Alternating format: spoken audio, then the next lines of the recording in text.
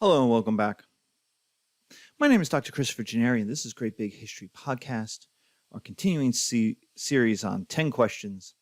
Now we do Arabic Islam and the early Caliphates. So we start with our first question. Where are the Arabs and why haven't we talked about them yet? If they're going to be so important, how come we've gotten to this point and never mentioned them?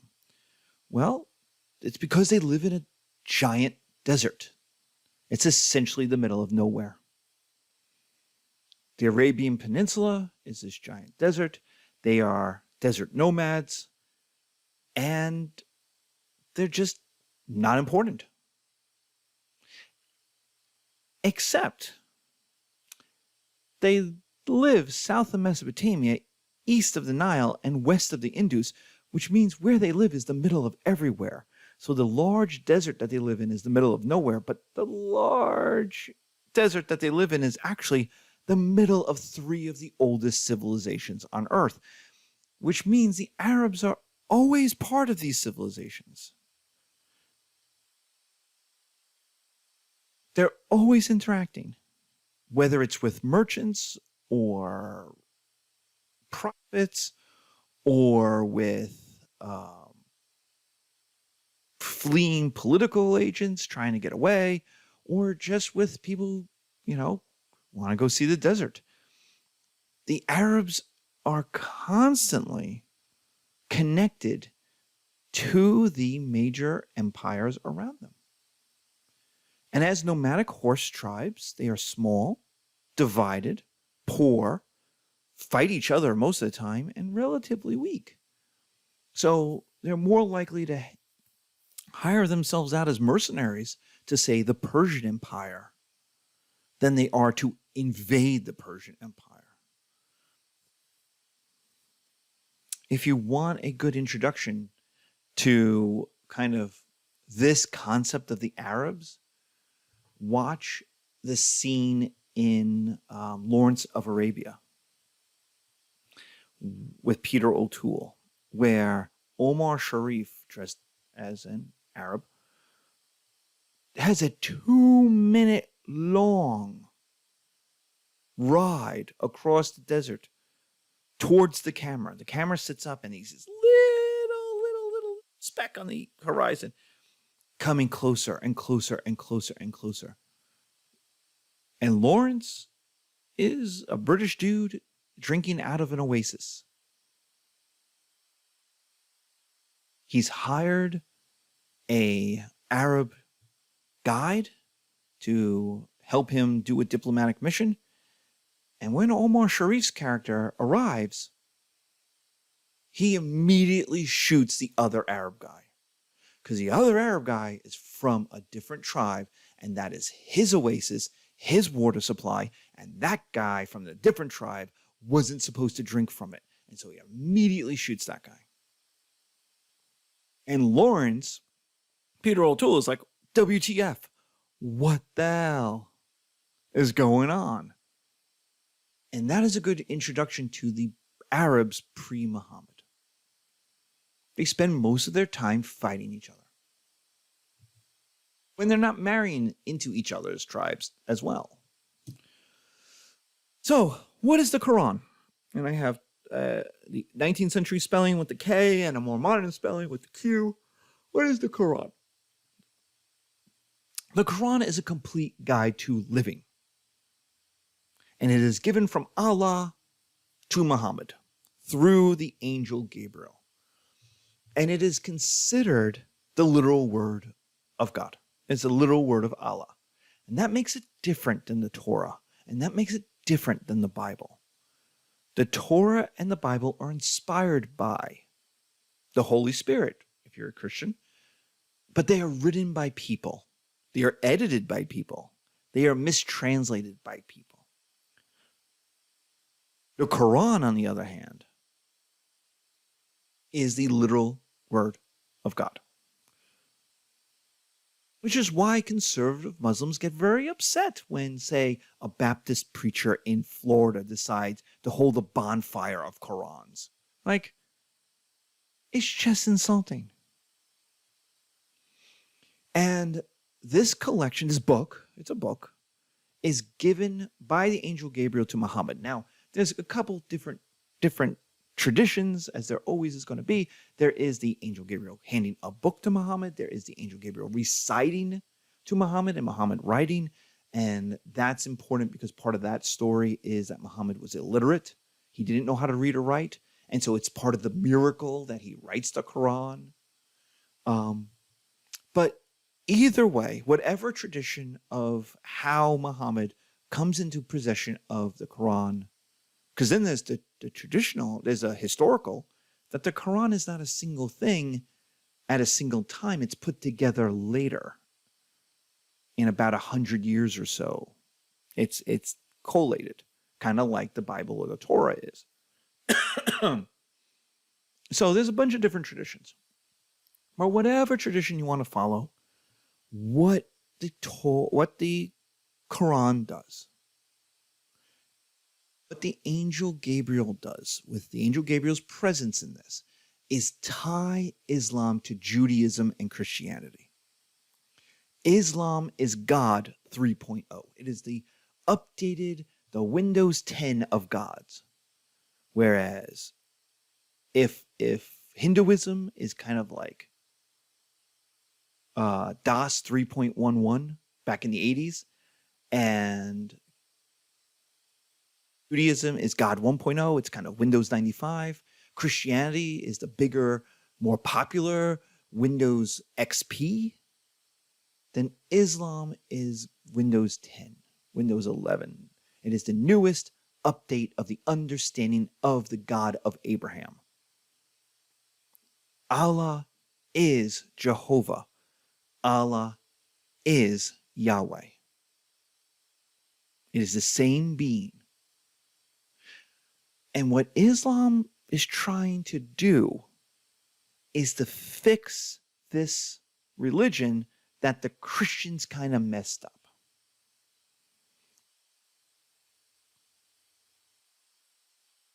So in many ways, it's a return to Judaism.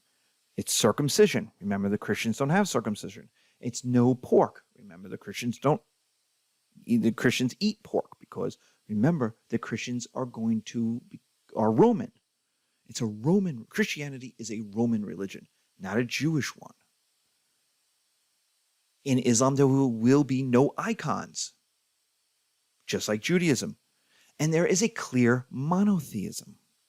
Again, Christianity loves to paint paintings and draw pictures and make sculptures of Jesus, of God, of Mary, of Joseph, of the saints. And there's also a clear monotheism. Christianity doesn't have a clear monotheism. It's got the Trinity. It's got God the Father, God the Son, God the Holy Spirit, but also the Son is not straightly the Son, because Jesus is not the Son of God as much as Jesus is the incarnation of God, and the Holy Spirit is it's the whole thing. Like, it's very Greek. But clearly monotheistic, it's not.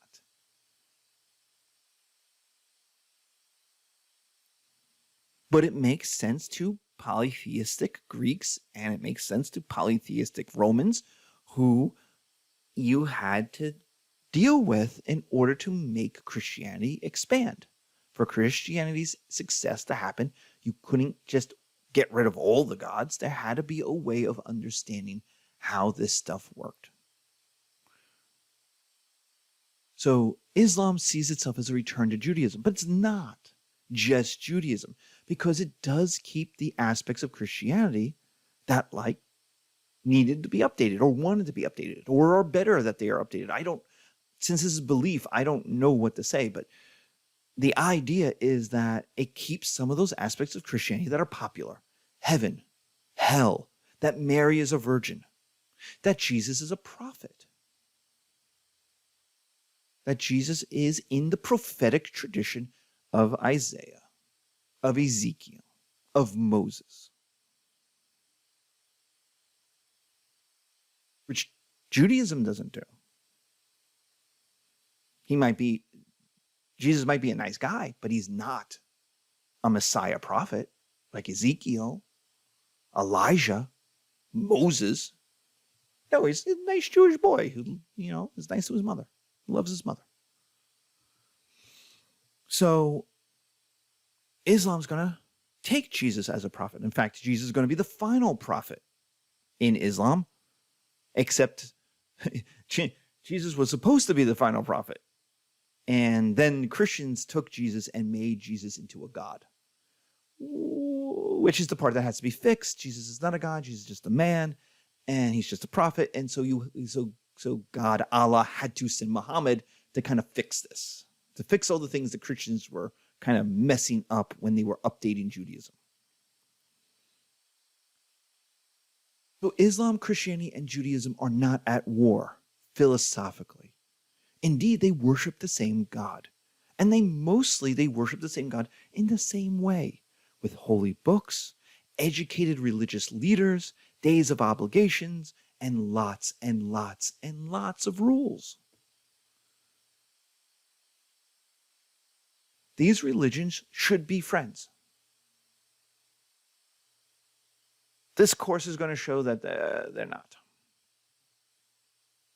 So what are the advantages and the disadvantages of the Quran? Well, the advantage of the Quran is it's a complete guide to living. It's got everything you need in it. Government, marriage, debts, business. It even has time in it. Who does time belong to? It belongs to Allah, not to you. So it has, how many women do you get to marry? 4. Done. Awesome. How do you have to treat them? Exactly the same. Which means marriage is way too expensive to love one woman correctly. You've got to love 4 all the same. And then you have to love their kids exactly the same. Like those of you who have, kids, multiple kids, you have a favorite. And if you don't think you have a favorite, your kids certainly know you have a favorite. It's how to deal with debts, how to deal with poverty. It's everything for a good life is in the Quran. If you know how to read it, if you know where it is. And that brings us to the disadvantages of the Quran. Now, nothing in the Quran itself is a problem. It's a belief system. It's stories and it's morality and it's some chronicles and a little history, and it's trying to tell you how to live the good life. So nothing in there is bad. No more than anything in the Bible or in the Torah is bad. The disadvantages of the Quran is how it's created. Was it created? 1, it's written in poetry, and 2, it's written in Arabic. Why is that a problem? Well, let's start with the second one, the written in Arabic, because that's the simple one. Almost nobody reads Arabic, even the Arabs. They're a desert horse people. Arabic is a Semitic language, so it goes all the way back to Sumerian. So it's a Mesopotamian language. The Arabs are a Mesopotamian people.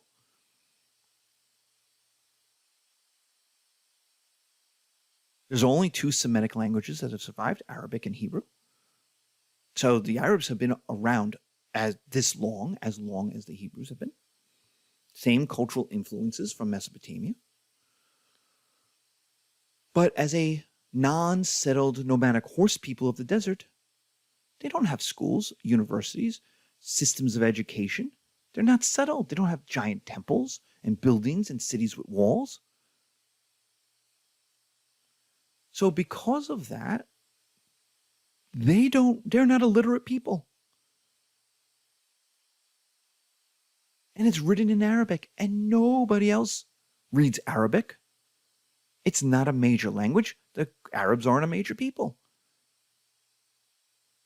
Now, why is that a disadvantage? Well, if you're writing all the rules, if you're writing the morality, to be a good Muslim must read the Quran, you've got a problem that nobody can read the Quran. The other problem is that Islam from the very beginning is going to take on the Roman concept of natio, that anybody can be a Muslim, that the world should be Muslim. It's the Christian idea that the Christians took from the Romans, is that everybody should be a Christian. So everybody should be a Muslim. Okay, well, that's a problem if the book that's going to convert them to your religion and tell them how to do your the handbook for your religion, they can't read. This is something the Christians did right. The Christians from the very beginning wrote in Greek.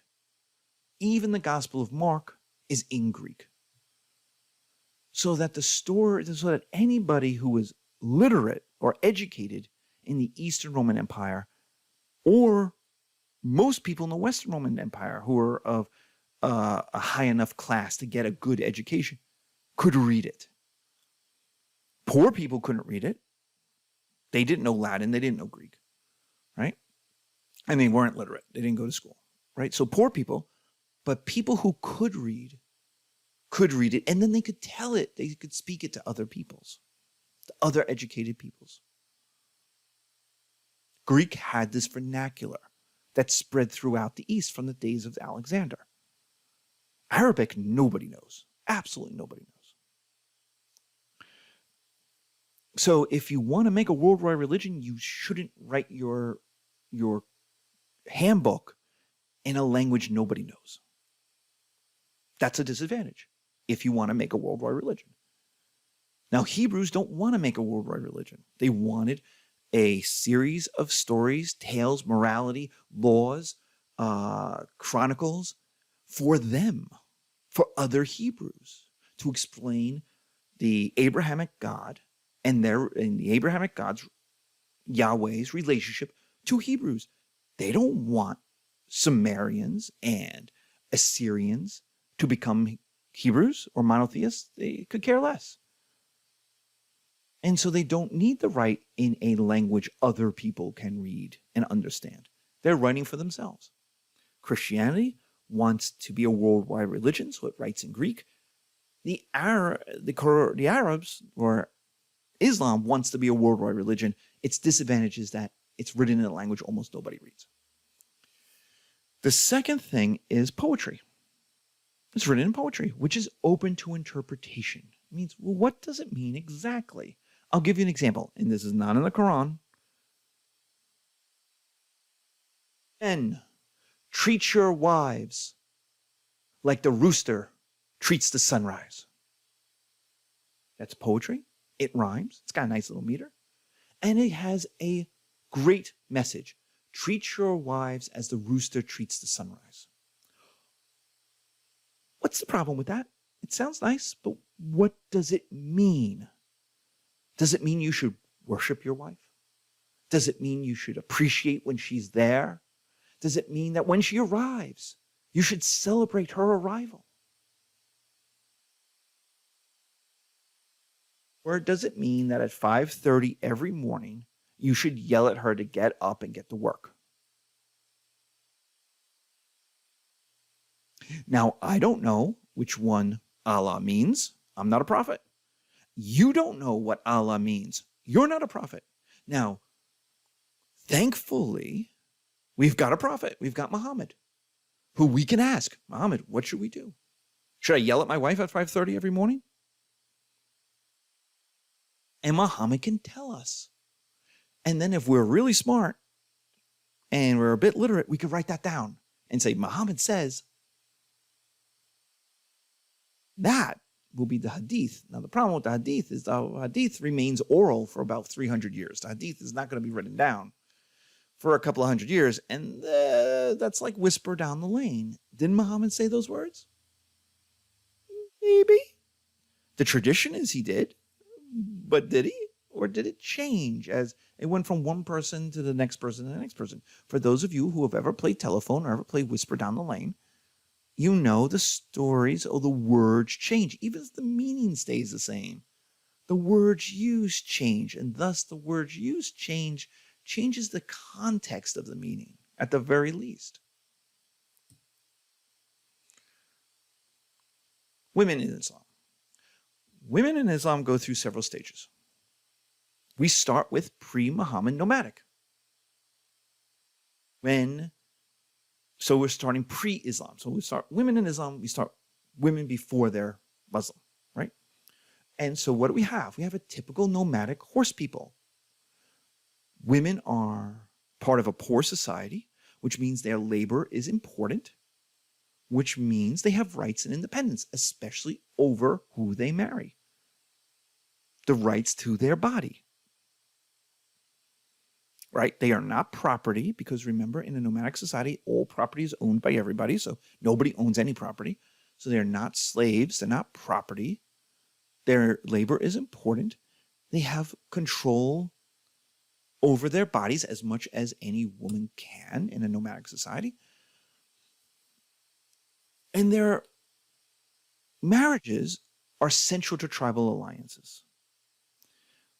Female marriage is the glue that's going to keep the men of different tribes from murdering each other and will bring them together for several holiday feasts, for several religious feasts. It's going to bring people together. Here's the thing. If we talked about Omar Sharif coming from the horizon, shooting the other Arab guy of a different tribe. Well, think about what happens. He shows up and goes, I'm going to kill you for using my water. And he takes out his gun and the guy goes, I happen to be a, tunic. And Omar Sharif looks at him and goes, you're a tunic? Well, my wife is. He's like, oh my God, I can't kill you now. Well, why can't he kill him? Well, because his wife turns out to also be from the same tribe as the other guy's wife, which means they're cousins, which means they're family. So it's a way of keeping the peace. It's a way of binding people together. It's not the best way. People are still going to fight all the time over stuff, but it's a way. So women's marriages are important. Women's bodies are important. Women's labor are important. That will change in the Muhammad period. Muhammad comes around. The Quran is very clear about this, that women's status changes in a way from worker. It's not that suddenly Islam changed or it became economically different. The Arabs became a different people. But the focus is going to change. And the focus changes from producing, from being a good worker within the society, of helping the society get by, to something a bit higher, a bit further viewed. And that is as the mother of believers. What Muhammad is going to emphasize is not labor, but motherhood, wife, mother. Their role as mothers. Now, let's be honest, that is nearly every woman in these societies, right? There's almost every woman in our society. We're talking like plus 90+%, 95+% of women, right? But he's saying this is the major goal of your life. This is the part that you have to do well, the motherhood part.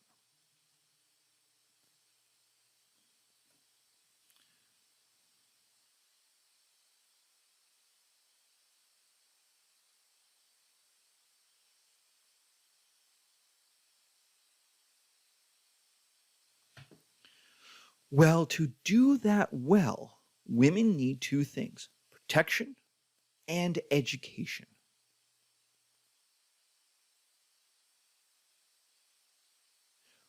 Why? Well, the protection is fairly obvious, right? They need protection from want, protection from poverty. Like, they need the resources, they need the time, they need access to the safety that allows them to raise children safely. If you're poor, if you don't have food, if you're in a war zone, raising your children is less of a priority than keeping them alive. Like, all the raising part we'll worry about later. Right now, we have to worry about the alive part. We have to worry about the food and the shelter and the clothing and the, not dead part. That's all trauma. All of that is trauma.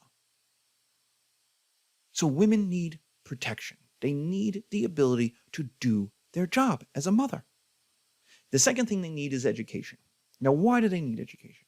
Well, they have to gain education in order to educate children how to be good Muslims. And that education is based in the Quran, which is the same place men are gaining their education. How to live a good life as a man, or as a good life as a woman, or as a good life as a Muslim is in the Quran, which means women need to be able to read it. They need to know what's there. And then they have to have the ability not just to recite it, but to explain it. Because the first thing a child's going to do is say, why? Why? Why? Why do I have to do that? Bacon tastes good, Mom. Why can't I eat bacon? You're going to have to explain. So men are obligated to help their daughters live safely so that they could become a successful wife.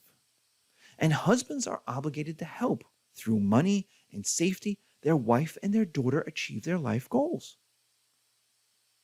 So when the Taliban comes around and blows up a girls' school and says women shouldn't get to go to school, that's not Islamic. That's not the Quran. That is not Muhammad. That is a misogynist dictatorship. It's the exact opposite of what you're supposed to do. In fact, very much the education is similar. It comes from the same place. Different emphasis for boys and girls, but the same.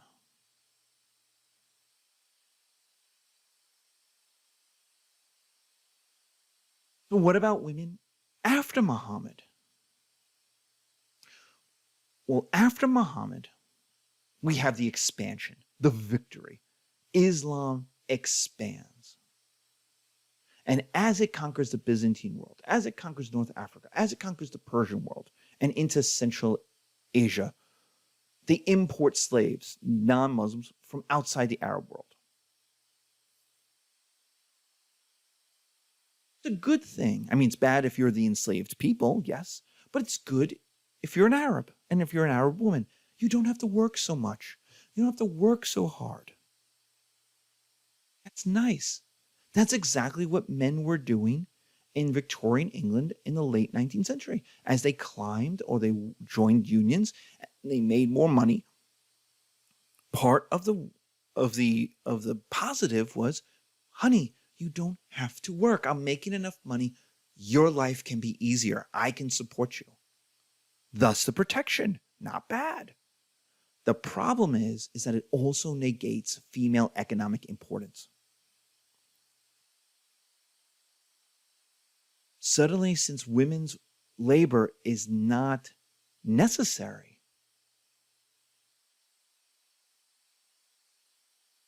what's the value of women in the society? Well, now it's open to debate. We haven't decided yet, but without women being economically important, are they going to be socially important, educationally important, politically important, or do they lose there too?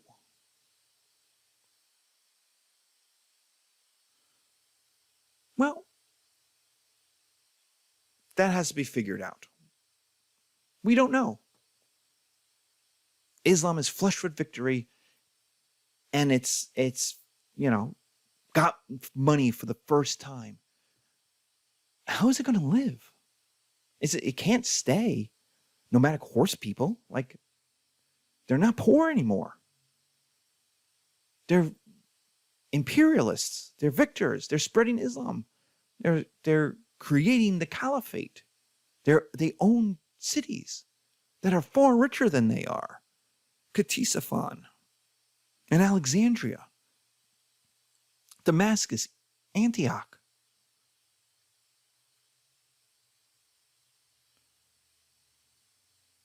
So how are they going to live? Well, that's the second part, the conquest of the rich. The conquest of the rich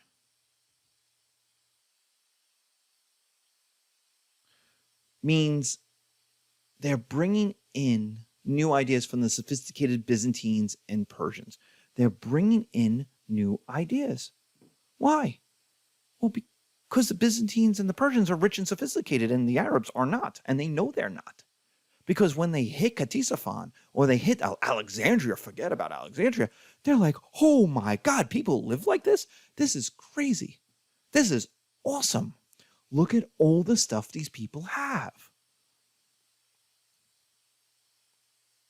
So they take new ideas from the Greeks. The Greeks are successful. The Greeks are rich.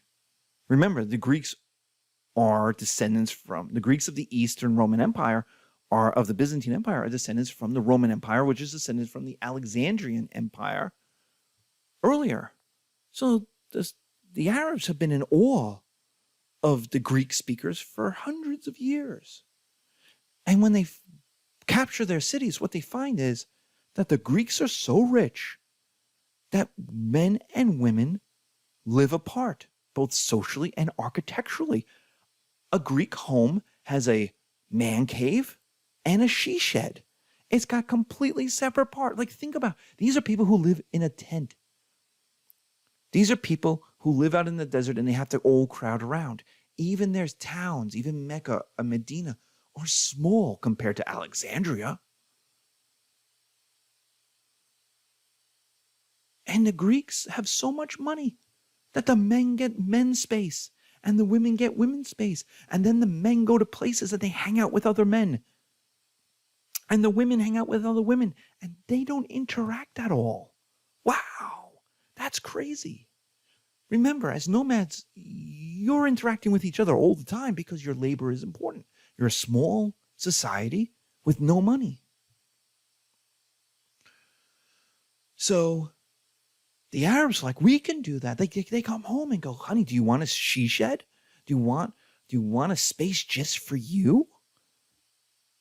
And she goes, well, that would be new. I don't know what that means. Well, the Greeks have it. Well, then we should do that. If the Greeks have it, it must be good. What it means now is that men and women, in fact, start to live separately. They inhabit different spaces socially and architecturally. So if you went today to watch the World Cup in Qatar, you went to a public space to watch it, there are no women there. It's all men. Now, if I go to Buffalo Wild Wings to watch the NFL playoffs, there's men, there's women, there's young, there's old, there's rich, there's poor, all having wings. But in Qatar, if you went to go watch the World Cup, it is all men in these public spaces. The women are watching the World Cup in their own spaces with other women. The other thing that comes is ideas from the Persians, of which the most kind of long-lasting, significant one is the veil, the face covering. This one is kind of misunderstood. Now, I say the veil, I mean the veil, the covering of the nose and the mouth, not the hijab, Hijab, the covering of the hair. Now, why? Well, the hijab is a typical head covering for everybody in the Middle East. Call it different names all you want. Everybody covers their hair, and women especially cover their hair. Why? Well, one, you live in a desert, or you live on the edge of a desert, and sand gets in everything. When I was teaching, and I would have servicemen who were veterans of Iraq as students, we would get to this part, and I'd ask them about the sand of the Middle East. And every one of those men and women said the same thing. I am still getting sand out of things. One talked about a Walkman because he didn't have an iPod yet. And so he had a Walkman, right? A CD player. And he's like, it stopped working because sand just got into it. It was sealed, and yet sand got into everything in it. So you cover up. You're in the sun and the sand. So Michelangelo's La Pieta, the Virgin Mary, if you're a Christian, if you're a European, the Virgin Mary is never, ever, ever, ever, ever shown with her hair uncovered. Ever. The Virgin Mary, the mother of Jesus, is never uncovered. She's always covered. Always. So there's a long tradition in Christianity of women covering their hair. In Eastern Europe, the Slavic women still cover their hair. Why? Because they're workers. Whether they're working on the farm, whether they're working in the factory, they have to keep their hair back. They have to keep their hair out of their eyes. They try not to sweat as much. So, a good, babushka is like, of course the hair is covered. So it's weird that the hijab has become such a flashpoint in the 21st century. Because if you live in a desert, everybody covers up. You have to. And then what we see is a couple of things. If you're looking at the video, you have Barbie, sexy Barbie with her blue eyes, and she's humble though. She's covering her hair, right? But she's revealing her nose and her mouth, right? She's not wearing a veil. We have a picture from the American-Iranian Council. So this is a picture the American-Iranian Council wants to show of liberal women. Are they wearing a head covering? Yes, but look at how much of their head is uncovered. So they have it, but it's in the back. It's pushed all the way in the back. So it's not oppression is the idea. And so that's liberal women. But conservative women can still wear the complete head covering, which is our image from a conservative Iranian woman in the movie A Separation, who's hired as kind of a nurse's aide, kind of a aide to take care of one of the main character's elderly parents. And she's conservative. So while other women, the woman who is the wife in the movie, has her green head covering and it's pushed back, revealing lots of kind of reddish hair, the conservative woman has it covered so that her ears are covered, all of her hair is covered. And that's a conservatism. So what does that have to do with the new idea from the Persians? Well, the veil, which covers the nose and the mouth and the face, that will only reveal the eyes, is a sign of wealth. It's a sign of status.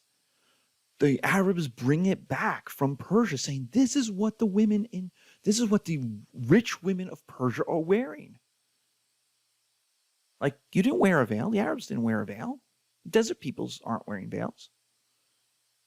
They might wear a mouth and nose covering because you live in the desert, right? But the veil is different. The veil is Chinese silk. The veil is sheer. The veil is a sign of wealth and status. And Chinese silk comes from 4,000 miles away across Asia. Like, you've never seen it in your entire life. And so the veil becomes a sign that you made it. It becomes sexy. It becomes erotic in a way because it's a sign of success. It's a sign of status. It's not meant in the beginning to be a sign of oppression. So what is the effect of this? The effect is a separation of women, though, from male society, from male money, from male power. See Fatima, the daughter of Muhammad, for the opposite. That it's not inherent in Islam. That it's later, it's political, it's economic, but it's not Islamic. That men and women have to be separate. Look, Fatima is in the mix. Fatima is, with her husband Ali, who we'll talk about a little later, part of the political ins and outs of the period. She's not some quiet nobody. Neither is Muhammad's wife Alicia, or his last wife, whose marriage is problematic in a lot of ways, and it depends on what age you want to put her at. Some of the traditions have her married at 9, which is problematic since Muhammad would have been in his 50s or 60s. There are other traditions that have her as a teen, which would have been more typical. It's still probably problematic, but at least more acceptable than even 9 to everybody is unacceptable, really. But the idea of the 9 or the 11 is that she's a virgin. Is that it's to emphasize her holiness. So it's a tradition rather than a historical yes. There's other traditions that have her as older. But she is a major proponent of Islam after Muhammad dies. Like, she is not quiet and receding and meek. So in early Islam, you can see that nomadic horse lord interaction of women as part of the society. But as Islam becomes more conservative after the disasters of 1258, so does the treatment of women. Women lose much of their independence. Women lose much of their power. Women lose much of their access to money and authority as Islam kind of, and especially Arab Islam, turns in on itself following the destruction by the Mongols. All right, so politics. The accomplishments of the Rashidun. Who are the Rashidun? Well, Muhammad unites the Arabs or at least a large proportion of the Arabs, and he dies in 632. There's a couple of different maps. The one I have in the video shows Muhammad having united all of the Arabs in Arabia from Yemen and Oman. And that may not be true historically. It may have just been around Mecca, Medina, and radiating out. But his successors, the Rashidun, have a problem. And that problem is who comes next. Is it going to be Ali, the son-in-law married to Fatima, the only adult surviving child of Muhammad, who is himself the first male convert and the father of the grandchildren, Hassan and Hussein? So is the successor going to be hereditary? Is it going to follow Muhammad's biological bloodline? Or will it be Abu Bakr, an old man, friend of Muhammad, technically father-in-law of Muhammad, but his succession would be elected by the Ummah, by the council? Is it going to be hereditary or an election? And what happens is the Bakr faction wins. Fatima dies, or in the Shia tradition, she's murdered by Umar, the second caliph, the successor to Abu Bakr. The story is that Muhammad having died, Ali is going to declare himself the successor, and the other faction of Omar, basically it's Omar and some other of the group, don't like Ali, and they want to push him aside. But the problem is Fatima. Fatima is the daughter, and in nomadic horse people society, kin matters. We've talked about this. And so he goes to demand that Ali show up at the council. He knocks on the door, and Fatima opens it up, and it's like, Ali's not here. Well, you make sure. I'm going to drag him out. He's a coward. He's definitely in there. And he tries to burst into the house, and Fatima tries to push him out and try to close the door, and Omar pushes the door back, and Fatima falls. She's pushed. She falls, and she's pregnant. And that rough fall causes her to start to bleed. She loses the child, who, remember, is a grandson of Muhammad. Then she herself dies. So the story of Fatima is like, there's a couple different traditions. Remember, none of this is written down at the time. It's written down later by different groups that have different axes to sharpen. But the idea of this is that Fatima dies, and with Fatima's death goes kind of Ali's claim.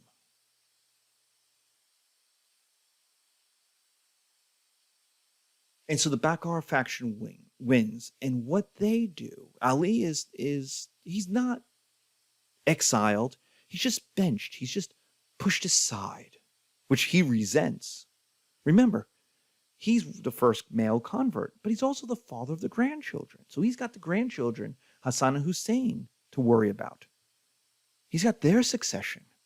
So if he's pushed aside, are the grandchildren going to be pushed aside? So already, Muhammad is barely dead. Hasn't been dead a year. And we're already seeing problems with how Islam politically is going to be run. Well, what Bakar and then Omar and then Uthman, the next three Rashidun, do is institute jihad, which translates as struggle. Now, there's a bunch of different ways of translating struggle, but at this time period, like, is it struggle against the infidel, the non-believer? Is it struggle against Rome or the Jews? Is it violence? Is it war? Or is it what many modern thinkers think is that it's struggle against sin, it's struggle against yourself, it's struggle against your own desires. Either way, at the time, jihad meant the world should be Muslim. That it shouldn't just be the Arabs. That, like the Romans, that concept of natio, that anybody can become a Christian, that anybody can become a Muslim, is this concept of jihad. So the Arabs cannot stay in Arabia. They must leave. And so they send the Arab horse lords out of the desert into the Byzantine and Persian empires, where they pick up infantry armies along the way and have lots of conquests at a fairly low cost. The Byzantines and the Persians have been fighting for 300 years. The Middle East was essentially exhausted by it. And so peoples, cities, generals welcomed in the Arabs, who basically say, we'll protect you for little cost. It won't cost you much. And they say, great, no problem. Like, who are the Arabs? The Arabs aren't anybody. And so, for the first three Rashidun, you get this the conquest of what is the Middle East, the Arab Middle East. You get Egypt, and you get the Levant, you get Iraq, you get now parts of Asia Minor, which belonged to the Byzantines, some of the Caucasus Mountains, and the creme de la creme, the diamond in the tiara, Persia. Now, the Persians are too big, too old, too culturally powerful to become Arab. That ain't happening. But they do become Muslim. Which brings us our first kind of complication, our second complication. The first complication is heredity versus election. Who is going to run the show? But our second complication is, what if the world is going to become Arab? If the world is going to become Muslim, but not all Muslims are going to become Arab, what does that mean? The Arabs are clearly the chosen people because Muhammad was an Arab and Allah came to the Arabs. But the Persians are big, rich, powerful, and they ain't going to become Arab. That's for sure. So, what do we do with these non-Arabs? How does Islam incorporate non-Arabs? In theory, it shouldn't be a problem. But in actuality, it's going to be a problem. So that brings us to the accomplishment of the Umayyads. Now, what happens? This is a big, long, we're going to have a couple of slides on this because I have to describe things. And if you see everything in italics, you don't have to write that stuff down. It's just me telling the story. Well, Uthman was the third Rashidun, Uthman. And there is a revolt from the army in Egypt against him. They cross the Red Sea, they go to Mecca, and they murder him. And there's a picture of him about to be murdered. Now, one of the traditions is Uthman is sitting there reading the Quran when he's murdered. There is a historical reason to believe that that didn't happen because the Quran was not yet quite put together. It was not quite collated into one kind of complete book yet.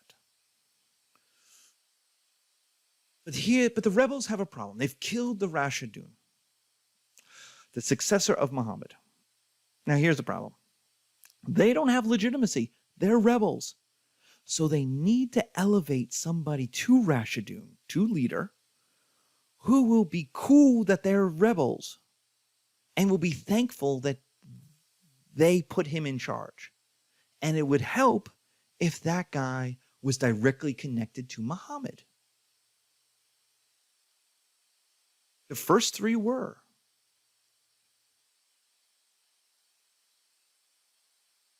And sitting around on the bench, waiting for something to do, is Ali. And so the rebels put Ali in charge and say, you're the Caliph. And he's like, I am the Caliph.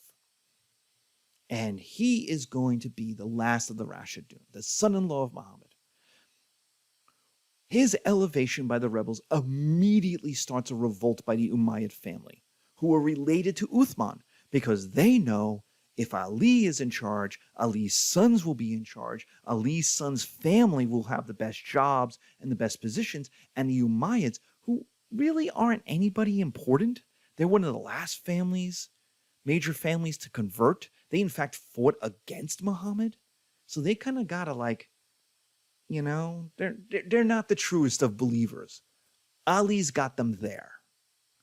You know, Ali's married to Fatima. Ali was the first male convert. Remember? So there's a brief civil war, and Ali and his grandsons are killed. The effect of this is to break Islam into two parts, not equal parts, but two parts. There's the Sunni, the lawful. That's what Sunni means. It means lawful. Who are going to follow the Umayyads. Hey, the Umayyads won. Allah supports the winner. So that is going to be the majority of Islam, is the Umayyads. They follow the Umayyads. Now remember, a caliph is going to get to make both the religious rules, but also the political rules. So the Umayyads are going to, now that they've won, be able to change Islam, the rules of Islam, the behaviors of Islam, as society develops. The Shia, which means the party of Ali, Shiite is the term, party of Ali, is going to follow the heredity. They're going to look to the families of Ali and the grandsons. And there's 11 Umas. There follows 11 people who the Shia considered to be leaders. And then the last one disappears, and basically Shia Islam is waiting for, kind of like Christianity waits for the Messiah, it is waiting for the chosen heir of Ali to return and lead Islam. So Islam is going to have these two traditions. Now the Shia is the minority. It's basically centered in Iraq, Iran, the Persians, parts of the Persian Gulf. And they see each other as heretics. That's Iran in 1979, when the Iranian Revolution overthrew the Shah and took over. That instituted a theological Shia government in Iran, which immediately got invaded by the Sunni general in Iraq, Saddam Hussein, whose 60% of his population were Shia. That's why he invaded. He was worried that Iran would try to break off the Shia south of his country. That's Iraq in the 2004, 2005, 2006. That's the Iraq Civil War, where Sunnis and Shia just murdered each other in large numbers. And if the Americans got in the way, they got murdered too. That's the Syria in 2010, 2011, 2012, 2010 to 2015, where different groups broke down by this orientation of Sunni or Shia. That's ISIS, which is a Sunni terrorist group, a Sunni nationalist religious group who violently makes war perfectly happily on Shias everywhere, in Iran, in Iraq, in Syria. Much more than they make war on Americans or Westerners. They make war on other Muslims, but they don't consider the Shia to be Muslims. They consider them to be heretics. So Christianity needed roughly 1,000 years, 700 years at least, and 1,000 years in truth to break into two completely different parts. Islam barely survives the second generation before it breaks into different parts. So what do the Umayyads do? Well, the Umayyads' legitimacy is founded on might makes right. Allah supports the victors. We won. We killed Ali. We killed the grandsons. We're the winners. So the Umayyads use war to prove their legitimacy. That means they're going to have to go and conquer new places. So they're going to conquer Afghanistan, the Indus River of India, parts of Central Asia, the stands, right? Tajikistan, Kurdistan, Uzbekistan. They're also going to conquer the Maghreb, which is the West. Maghreb means the West, and that means the western part of North Africa, Tunisia, Algeria, Morocco. Remember, in Tunisia, there's Carthage. There's the Byzantine city of Carthage, the Roman city of Carthage, the biggest city in North Africa, other than Alexandria. The biggest city west of Rome, really. They'll capture that. Spain and Portugal in 711 becomes a whole new territory called Al-Andalus. Spain becomes Islamic Spain. The Visigoths who destroyed the Roman Empire are destroyed. So victory upon victory upon victory upon victory. But Constantinople remains. And in Constantinople is the greatest city in the whole wide world. It's mentioned in the Quran. You have to own it. Muslims must capture Rome, which meant Constantinople, not the Italian Rome. Nobody knew that existed. It didn't. To them, Italian Rome is like a silly little place. The real city is Constantinople, which everyone called the New Rome. So they lay siege to the New Rome with 100,000 troops and 1,000 ships.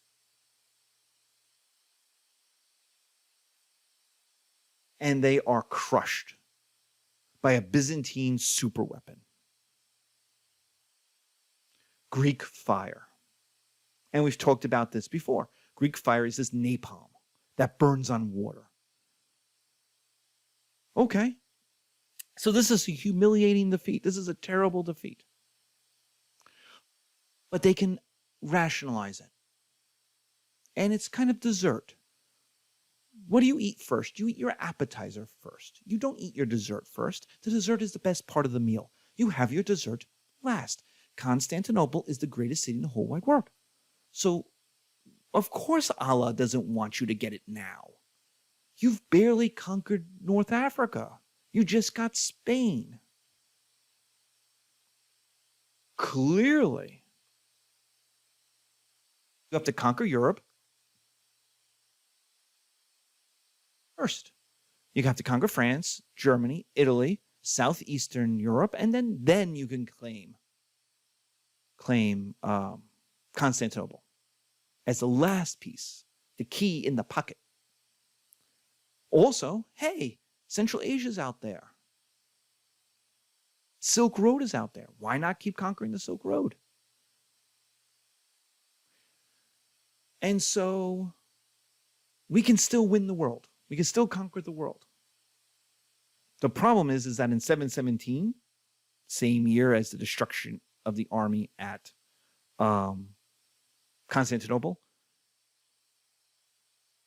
the Umayyads suffer a defeat in Central Asia versus the Tang dynasty.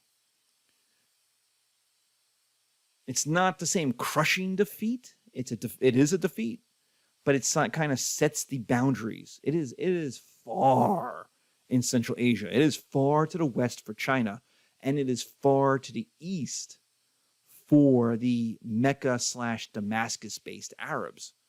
So what becomes where they fight is kind of a border region. It's kind of like, we'll agree to kind of stop here, and you own one part, and you own everything east of this, and I'll own everything west of this.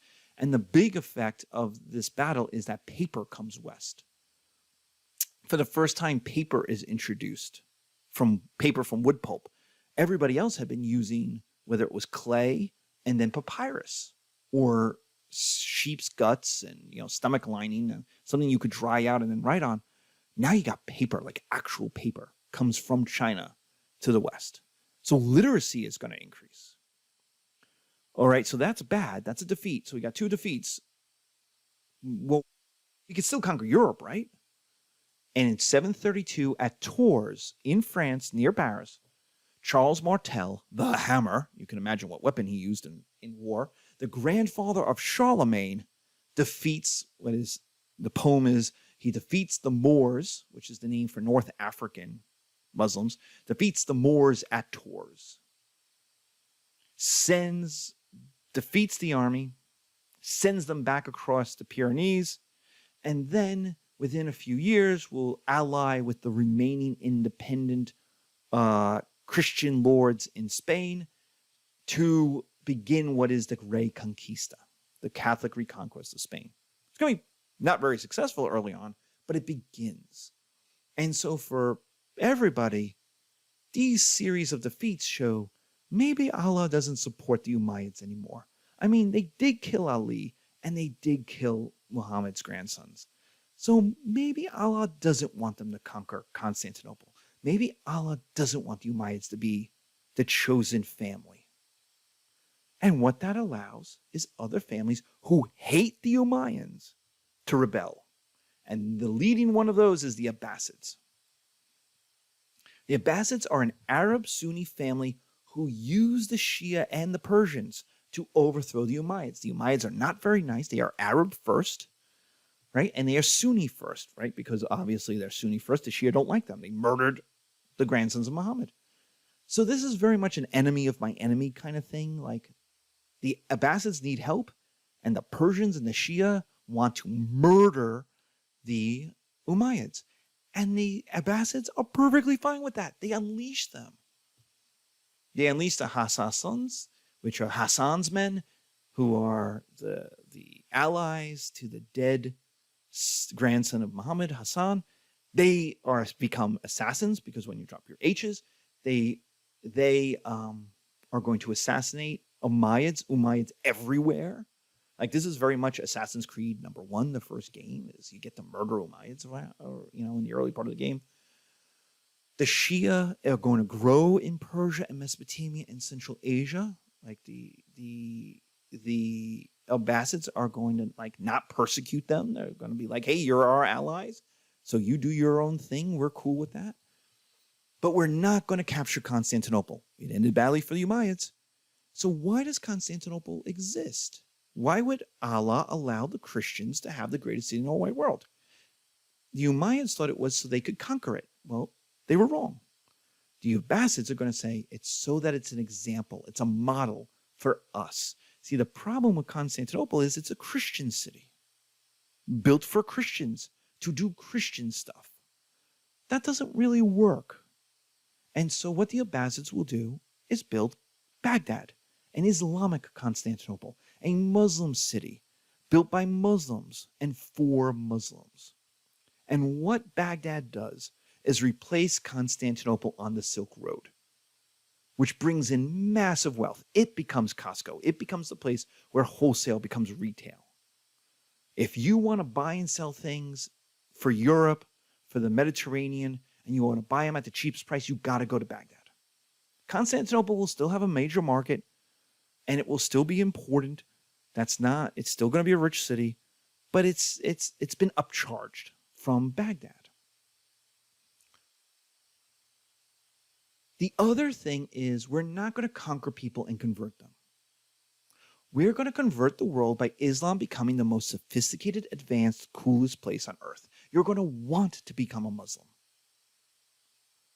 The problem is that the Arabs are still a horse people from the desert. They're not literate. They've conquered literate people. They don't know how to do any of this. You're still like within the first 100 years since Muhammad has died.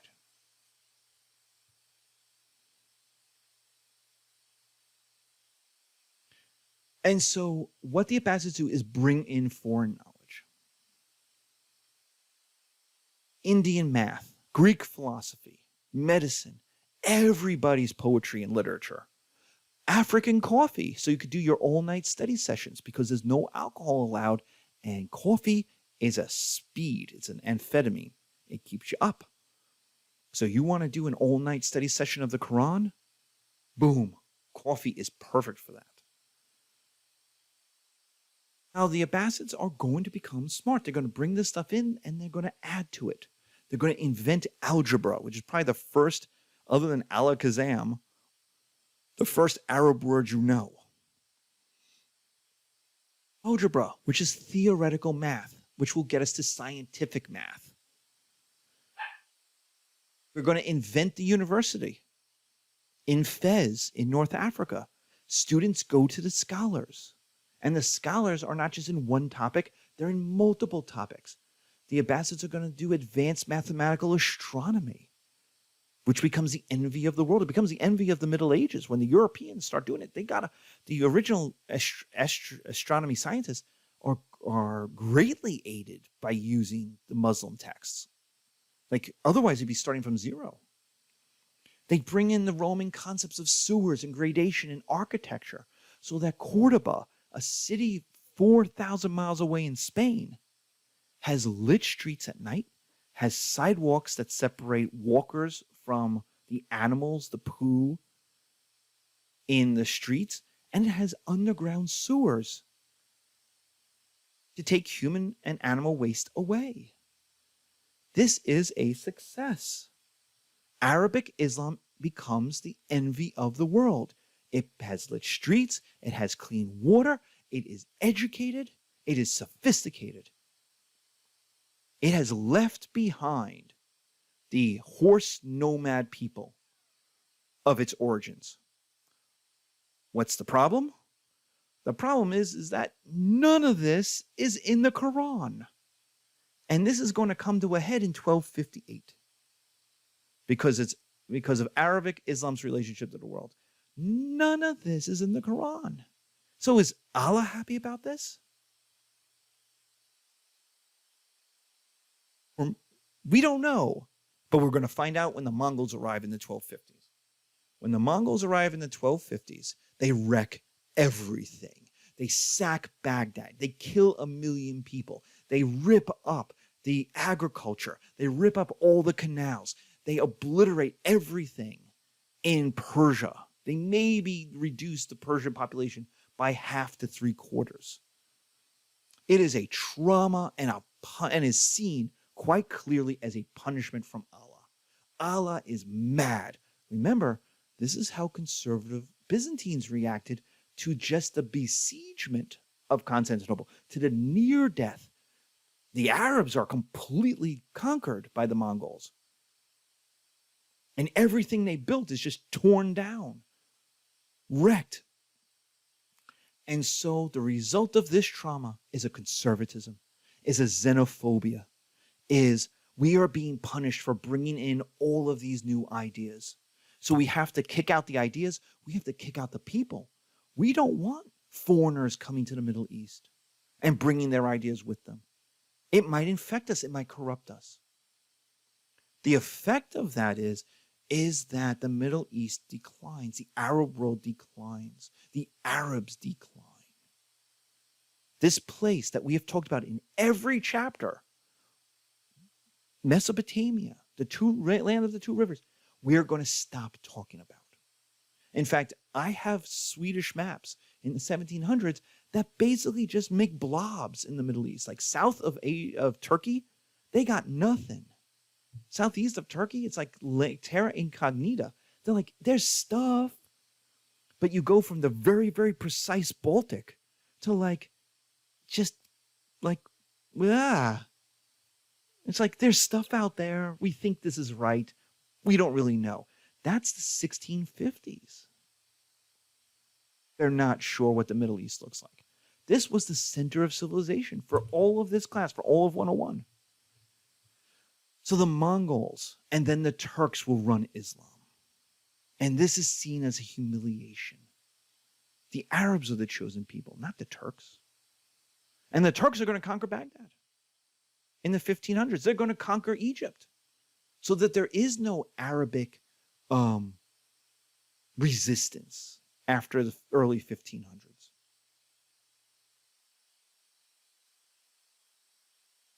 So even in places that survive the Mongols, it's not going to last very long. So it's not till the oil is found in the 20th century and then natural gas later that the Arab world, that the Middle East recovers and becomes a major part of civilization, of wealth, of trade again. It is the need of the industrialized world for their natural resources. But from 1258 to 1930, the Arabs become a secondary or tertiary people in history. So, thank you very much. Take care, and bye.